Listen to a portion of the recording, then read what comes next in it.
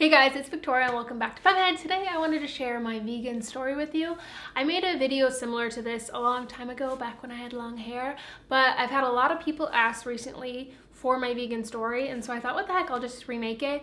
And hopefully today is a little bit more in-depth and detailed than my last story, or at least I'm going to try to make it that way. Growing up, I had an amazing mother that made a lot of home-cooked meals, so in that sense, I think at a young age, I was eating a very balanced diet. We rarely ever got fast food, pop, candy, any of those sort of things. They were seen very much so as luxury items by my parents, which I am grateful for. But then all hell broke loose when I went to high school and college, and I had a little bit more decision-making power over what I ate.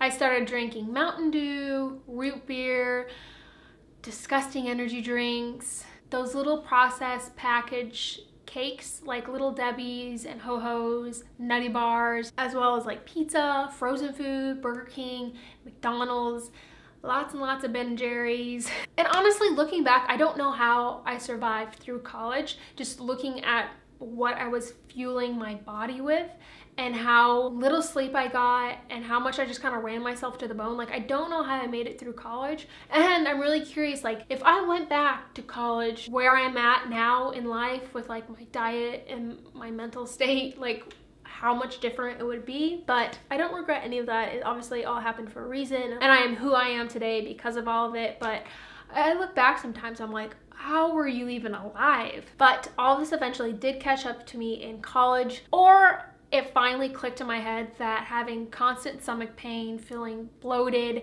and only going to the bathroom once a week was not normal, even though this is what slowly had become my new normal over time because of what I was eating. For the first time ever in my life, I decided to start paying attention to what I was putting into my body and how it was making me feel. So for a week, I kept a food diary, essentially. I wrote down what I ate, how I felt after, and when I went to the bathroom. And I really wish I still had this food diary somewhere, but I know I probably threw it away. But what I found from keeping track of what I was eating, that my biggest trigger for all of the problems was meat, and more specifically red meat.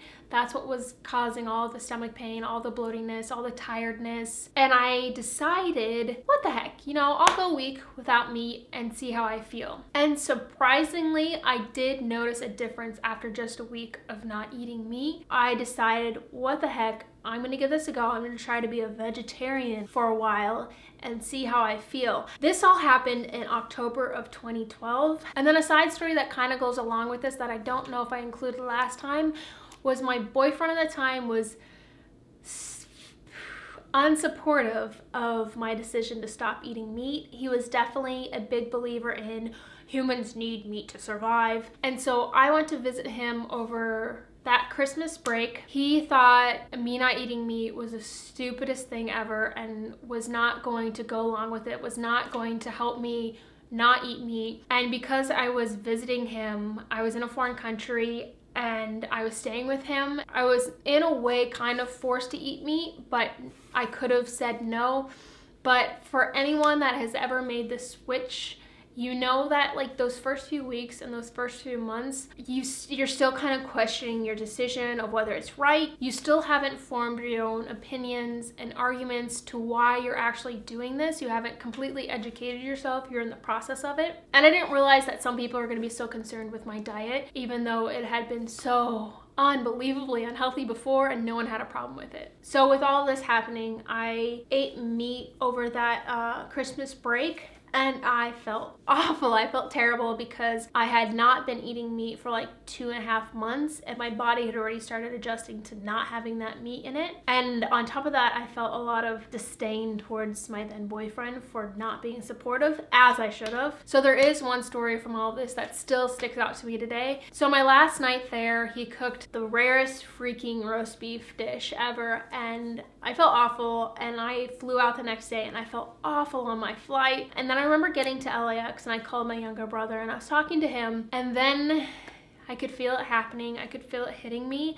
But it wasn't the restaurant. Oh, no. Lillian, Oh, no. where are you going? I need a bathroom. And I was calmly trying to tell my brother, like, I gotta go, like, I gotta get off the phone. And he wasn't listening to me. He was just like gabbing away. And finally I remember shouting like, Clayton, I gotta go, I'm gonna shit my pants. And like hung up on him as I was like sprinting trying to find a bathroom. Like, it sounds dramatic, but it was the truth and it was bad. And I'm usually very like publicly shy when it comes to going to the bathroom. I should say going number 2 in public.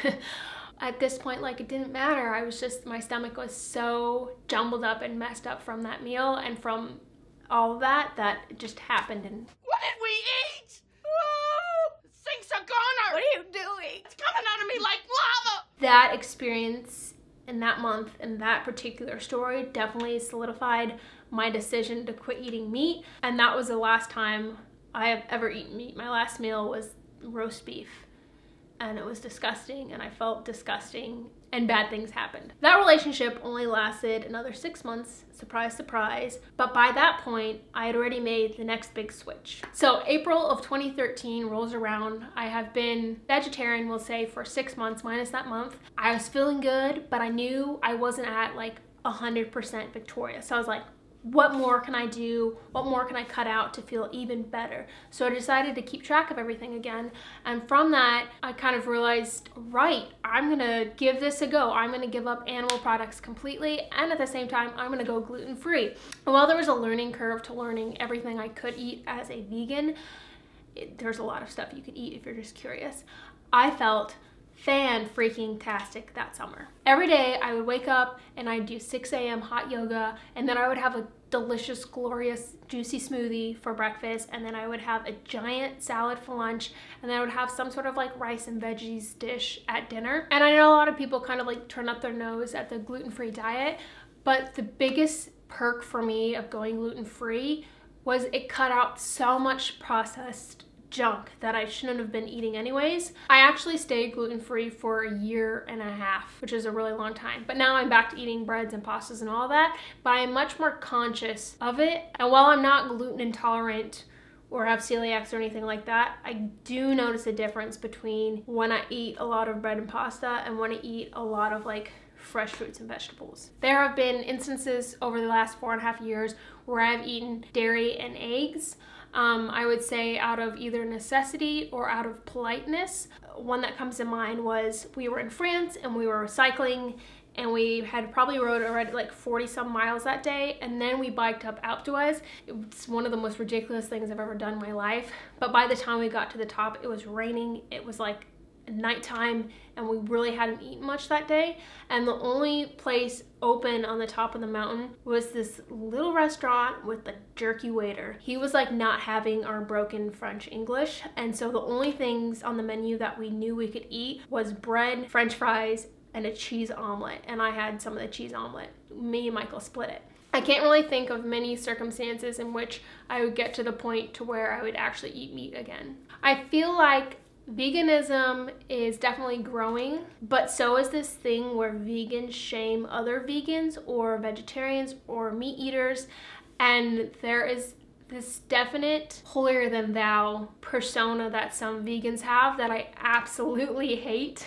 And while that I love that I am plant-based, I am never going to hate or shame on someone that isn't, and I'm never going to force veganism on someone, because surprise, that's not how you're gonna get people to switch to being vegans. People know that I'm vegan, people know that I don't eat meat, that I don't eat animal products, but I'm not going to ever like turn up my nose at them for eating animal products, and I'm never gonna be the one to bring it up. But I do get asked a lot, and I am more than happy to have a wonderful conversation of like why I'm vegan or what I see the benefits are in it. But I'm never going to be like, oh my god, I can't believe you're eating that. Like, I can't even sit next to you because you're eating that. Like, no, I will sit next to someone and they can have chicken and I will have whatever I'm having, and that's perfectly okay. I think that is kind of my story of how I went vegetarian and then vegan and gluten-free for a while. I love being vegan. I think it's great, but I'm not going to force it down your throat. Alright guys, thank you so much for watching today's video. Don't forget to subscribe to FemmeHead and like this video if you want to see more vegan related videos or food related videos, and I will make more of those. And until next time, I'll see you guys. Bye!